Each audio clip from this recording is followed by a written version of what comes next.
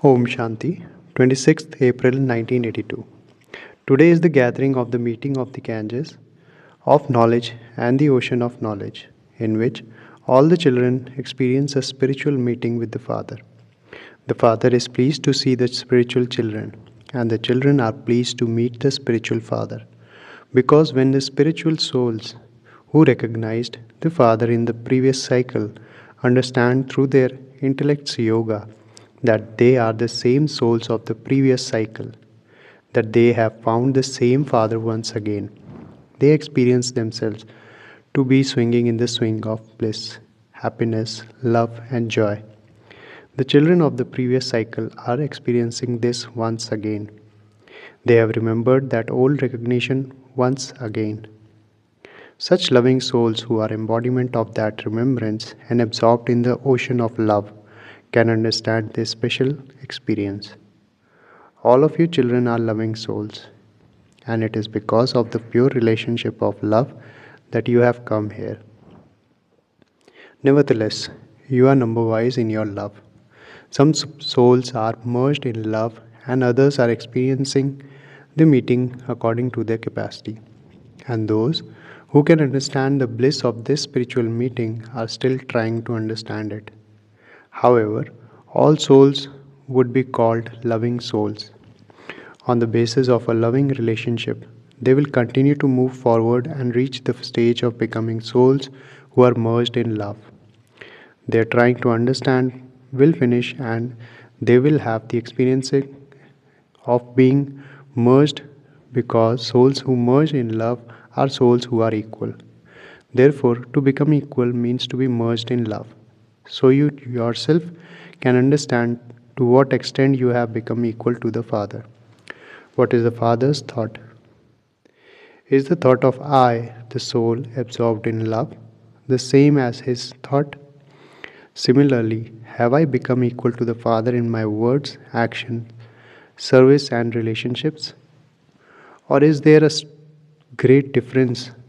Or is there just a small difference? The great mantra of Man Mana Bhav is to finish this difference. Become the form of this great mantra in your every thought at every second. This is known as being a soul who is equal and merged in Him. The unlimited Father has the unlimited thought that all the children should become equal to the Father. He doesn't feel that he should be the Guru and others should become disciples. No, he wants you to become equal to the Father and be seated on the Father's heart throne. Here you don't have to become one seated on the gaddi. Only one or two could become that. However, here the unlimited Father seats you on the unlimited heart throne. So all the children can claim that right. Each and every one has the same golden chance. Whether you come at the beginning, in the middle, or have come now, all of you have the full right to become equal. That is, to be seated on the heart throne. It isn't that those who come at the end cannot go ahead. Anyone can go ahead because this property is unlimited. It isn't that those who come in the beginning have taken everything and so it is all finished. The property is so limitless that even those who come later can take some if they want. However, everything depends on those who claim the right because, together with claiming that right, you also have to renounce the sanskars of dependence. It is nothing but just dependence. However, when the question of renouncing it arises, then, because of your own weakness, you are stuck in this aspect and you say that your sanskars are not leaving you. You blame your sanskars and say that the sanskars are not finishing when it is in fact you yourself who don't let off them. Which is more powerful, the loving soul or the sanskars? Did the sanskars adopt the soul or has the soul imbibed the sanskars? Are the sanskars the living power of the soul or is the soul the power of the sanskars?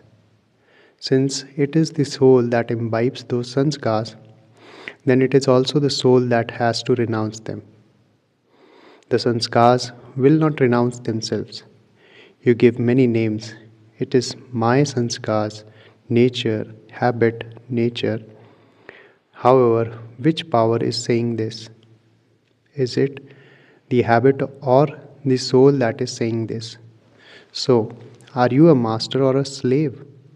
Although you have an unlimited chance of adopting your rights, that is, the authority of being a master, you become those who take according to your capacity. What is the reason for this? You say, it is my habit, my sanskars, my nature. However, even though you say that they are yours, you don't have that authority over them. If they are yours, then you are the master of them, are you not? What would you call a master who is unable to do what he wants? Who cannot transfer himself or who cannot claim that right? Would such a weak soul be called one who has all rights? You have an open chance. The Father does not give to you number wise. It is you yourselves who make everything number wise. The heart throne is so large that souls of the whole world can be seated on it. It is of such an unlimited form. But how many are there who have the courage to sit on it? In order to be seated on the heart throne, you have to make a bargain with your heart. This is why the Father is called Dil Wala. He gives you his heart and he also takes your heart. When the bargaining starts, you show your cleverness a great deal. You don't make the full bargain, you keep a little aside. And what do then? I will give everything gradually. You prefer to bargain a small portion at a time, because those who strike a bargain in one go belong to the one. They remain constant and steady and claim number one in everything. Those who bargain a little at a time, those who keep their feet in two boats instead of one, are constantly in upheaval in one form of confusion or another. They cannot remain constant. Therefore, if you want to make a bargain, do that in just a second. Don't break your heart into pieces. Today, you detach your heart from yourself and attach it to the Father. You give Him one piece, that is, one portion. Then, tomorrow, you detach your heart from your relations and attach that to the Father. And give a second portion of your heart, a second piece. What will happen by doing this? In terms of Father's property, you will only claim the right to a piece of that property. In terms of attainment of experience, you will not be able to experience all experiences. By experiencing just a little, you will neither become constantly complete nor constantly content. This is why, even now, some children say that they don't experience as much as they should. Some say that they don't have a complete experience, that only experience a little. Others say that they do experience, but it is not constant because they haven't made a complete bargain. They don't experience to the fullest extent. It is because they haven't thought of making a bargain at once in one go, because they do this a little at a time. The experience they have is also a little at a time. It is not all the time. In fact, this bargain is a bargain that gives such a elevated attainment. To give a heart that has been wandering around without a destination and claim a right to sit comfortably on the heart throne of the Father, who is the comforter of hearts. In spite of that, there isn't the courage to strike this bargain. You do understand this, and you speak of it because you lack courage. You are unable to attain this fortune. It is a cheap bargain, is it not? Or do you find it difficult? In terms of speaking about it, all of you say that it is a cheap bargain. However, when you begin to do it, you make it difficult. In fact, your giving is not really giving. To give iron and receive diamonds, is this giving or receiving? So, don't you even have the courage to take? This is why you were told that the unlimited Father gives equally to everyone. But even though they have an open chance, Those who take become number wise. If you want to take a chance, then take it. Then no one will listen to your complaint that you were unable to do it, but that this happened. If I had come in the beginning, I would have been able to go ahead. If I didn't have these situations, I would have gone ahead. These complaints are just your old weaknesses. In front of your old original stage, external situations can do nothing. Obstacles cannot in any way obstruct the effort of souls who are the destroyers of obstacles. The account of speed is not according to the account of time. It is not that someone who came 2 years ago can go ahead, whereas someone who came 2 months ago cannot. Here, it is the bargain of just a second. Therefore, 2 months is such a long time. However, has your speed been intense from the moment you came? Those whose speed is constantly intense can go ahead of many souls who are careless.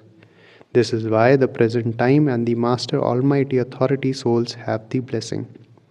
Whatever you want for yourself, however much progress you wish to make, however many rights you wish to claim, you can easily do that because this time is blessed.